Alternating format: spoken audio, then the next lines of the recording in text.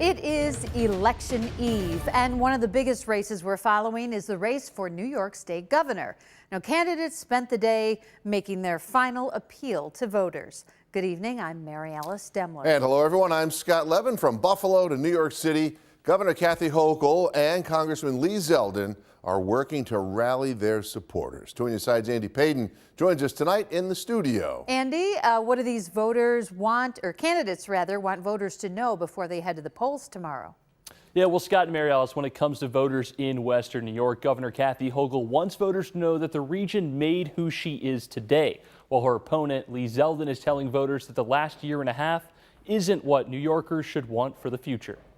They heard about this place, a promised land, and you could live the American dream, raise your family up. And that place was Buffalo. They say home is where you're most comfortable. And that's exactly where Kathy Hochul wanted to be to give her last pitch to voters less than 24 hours before they returned to the polls. My story began here with that sense of service to others. And that's in my DNA as it is in all of yours.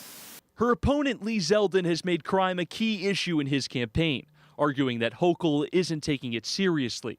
But tonight, the incumbent touched on the topic herself, pointing to her efforts to tighten gun restrictions following the tragic top shooting that struck her home.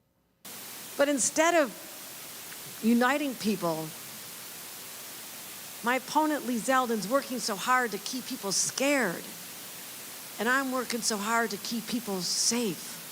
Zeldin, who was in Manhattan, used all 14 minutes of his opening statement to emphasize the danger he feels New Yorkers are in one last time to voters, which has helped him start to close the gap over the last few months, according to most polls. There are people who are afraid of being pushed in front of an oncoming subway car. There are people who are concerned about getting stabbed and the other crimes that are taking place. We need to hire more law enforcement. But that wasn't the only thing the challenger talked about. Zeldin said in order to claim victory, he needs to win 30% of the vote in New York City. So as much as Hochul returning home was a strategic plan, being in the state's bluest city on his final day was his. Is that this wasn't about red counties versus blue counties. This wasn't about Republicans versus Democrats. This is about all of us everywhere participating in this process and changing the course of our state. The one thing both candidates agreed on is the importance of voting, stating that it is every American's duty to do so. And a reminder that the polls are opening tomorrow morning at 6 a.m. and will be open until 9 p.m. Reporting in the studio, Andy Payton, Channel 2 News. All right.